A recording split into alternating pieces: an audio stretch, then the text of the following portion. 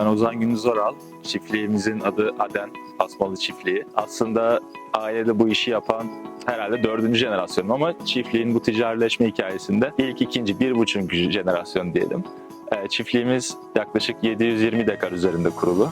Meyve üretmek üzerine bütün odağımız. Bağ, sofralık üzüm, renkli cinsler, kiraz, serada kiraz, badem ve zeytin üretiyoruz. Yaklaşık genç bir çiftlik diyebiliriz. Kurulumu, bu ticari zirai işletmelerin kurulumu 2015, 2016, 2017 yılları. Bütün ağaçlarımız 10 yaşından genç. Genel olarak çiftliğin hikayesi bu 750 dekarda meyvecilikle uğraşıyoruz. İkinci sezonu devirdik. Bahçede yeraltı ve yerüstü sensörlerini kullanıyoruz. Meteoroloji istasyonuyla birlikte T-Irrigation ürününü kullanıyoruz. Şöyle, biz suyu çok maliyetli kullanıyoruz. Yani arazilerin birbirinden mesafesinin uzak olması sebebiyle, tüketimimizin çok olması sebebiyle, aktardığımız yükseklik arazilerdeki yükseklik farkı sebebiyle büyük motorlar kullanıyoruz. Dolayısıyla aslında suyun bize maliyeti diğer çiftçilere göre biraz daha yüksek. Dolayısıyla işin maddi açıdan bakarsak ilk kullanmaya başladığımızda özellikle T-Irrigate ürününün bize verdiği doneler ışığında sulama tüketimimizi optimize ettik. Bu da bizim için senede yaklaşık %30, %40'a varan bir tasarruf manasına geldi. O da elektrik fiyatlarının yüksek olduğu bir döneme denk geldiği için kayda değer bir tasarruf. Bu işin maddi boyutu. Bir de işin fizyolojik boyutu var bitkiler açısından. Az sulamanın da fazla sulamanın da az sulama kadar zararlı olduğu bir gerçek var.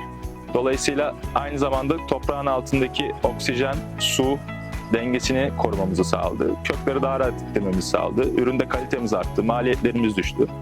Genel olarak sulama ürününden bu şekilde faydalandım. Ben bir mühendisim, endüstri mühendisiyim. Benim profesyonel mesleğim de yönetim danışmanlığı. Dolayısıyla raporlamalar, karar alma mekanizmaları bu konularda tecrübeliyim. Fakat önemli olan şu, maalesef ülkedeki çiftçilerin %95'i bu profilde değil. Gel gelelim bunun karşında toprağın sunduğu raporlamalar, grafikler, rakamlar, ölçümler çok hani böyle bir teknik altyapıya sahip olmadan fazlasıyla açıklayıcı, kendini açıklayan, çok kolay bir şekilde karar aldırabilen faydalı grafikler. Ben nasıl kullanıyorum?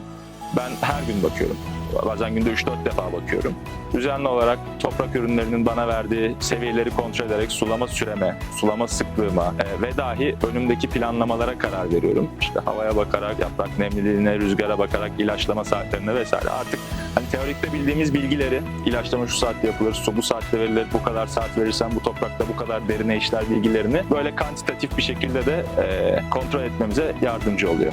Bu gördüğünüz arazi aslında 20 dekar küçük bir kiraz bahçesi. Ama ve lakin serada sık dikim ve UFO terbiye sistemiyle kurulmuş bir 20 dekar. Çok fazla örneği yok. Bir şeyin çok fazla örneği olmadığı yerde fazla literatür de yok. Birçok şeyi tecrübe ediyoruz. Bir üzerine daha komplekste ekleyen şey de şu an içinde bulunduğumuz kısım biraz daha çakıllıyken farklı bir toprak yapısı var. İşte diğer ünitelere, seralara gittiğimizde tamamen kumsal, bizim çay kumu dediğimiz hiç de taş ihtiva etmeyen bir yapıya geçiyoruz. Mesela artık bu sene şunu gördük. Kesinlikle ve kesinlikle tek seferde sulamıyoruz. Böldük. Çünkü bambaşka reaksiyon veriyor toprak. Bu olmazsa ağacı kaybediyorsunuz. Yani kirazda kök çürüyor ve fazla sulamadan dolayı farklı ele almamızı sağladı bizim bu ürün.